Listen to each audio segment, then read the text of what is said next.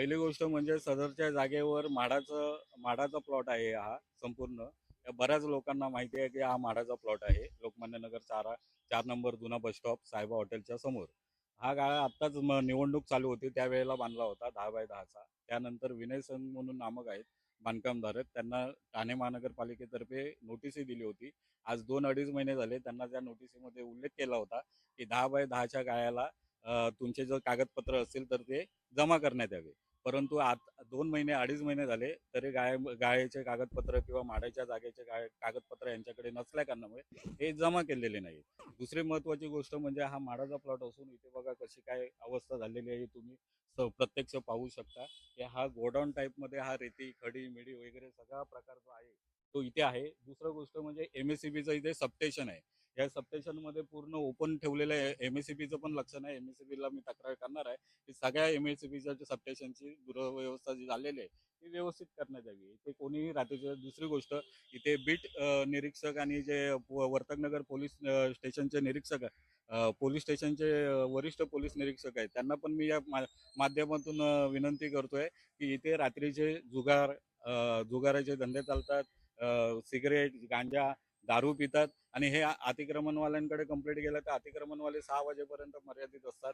त्याच्यामुळे बीट निरीक्षक यांनी पण इथे व्हिजिट द्यावी आणि प्रत्यक्ष पाहणी करावी अशी मी विनंती करतो. जी गोष्ट इथे रेती खडी यासारखं पूर्ण इथे गलिच्छ हे करून ठेवलेलं आहे. यासाठी बाजूच्या माडाची वसाहत आहे त्यांनी पण भिंतीचं इथे कुंपण घातलेलं आहे त्याच्यासाठी. आणि हा पूर्ण जो वापर करताना जो बांधकामधारक आहे किंवा जो विक्रीवाला आहे तर त्याच्यावर कडक कारवाई करण्यात यावी. त्यांना जी नोटीस दिली आहे त्या नोटिसाचं उल्लंघन व्हायला नाही पाहिजे. त्याच्यावर त्याचं जे 10 बाय 10चं जे बांधलं आहे ते पूर्ण निष्कासित करण्यात यावं.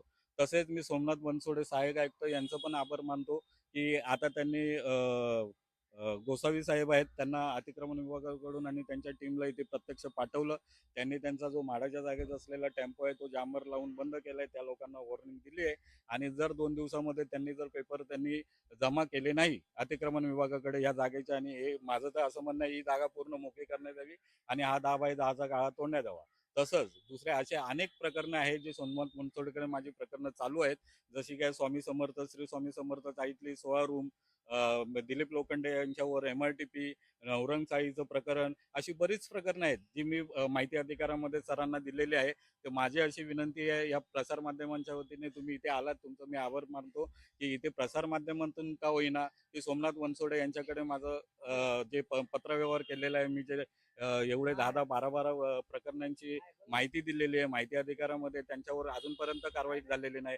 दिलीप लोखंडेने इथे बाजूला 4 बाय ग्राउंड प्लस 2चे 2 रूम बांधलेले आहेत. त्यांनी 2023 पासून ते प्रकरण चालू आहे. त्यांचं टॅक्स आपण बंद केलेलं आहे संजय साळुंखे यांना सांगून. तरी पण ते त्यांच्यावर कारवाई अद्याप झालेली नाही, त्यांच्यावर MRTP झालेली नाही.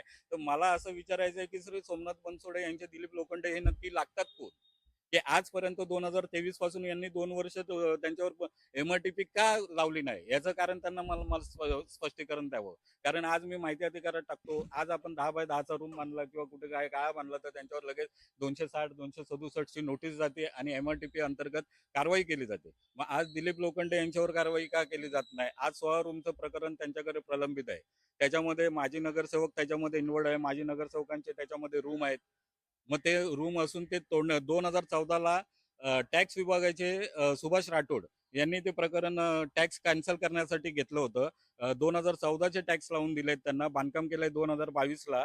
तर हे 2022चं बांधकाम असून 2014ला यांनी टॅक्स कसे लावले? तर सुभाष राठोडला कर निरीक्षक संजय साळुंखे यांनी त्वरित निलंबित करावं यासाठी मी पाठपुरावा करतोय. जर संजय साळुंखे यांनी त्यांच्यावर ऍक्शन घेतली नाही आणि सहाय्यक आयुक्त सोमनाथ बनसोडे यांनी जर ऍक्शन घेतली नाही तर या सर्व प्रकरणाच्या बाबतीत प्रभाग समितीच्या समोर आम्ही जन आंदोलन करू असं मी स्वराज्य पोलीस मित्र संघटनेच्या वतीने सरळ इशारा देत आहे.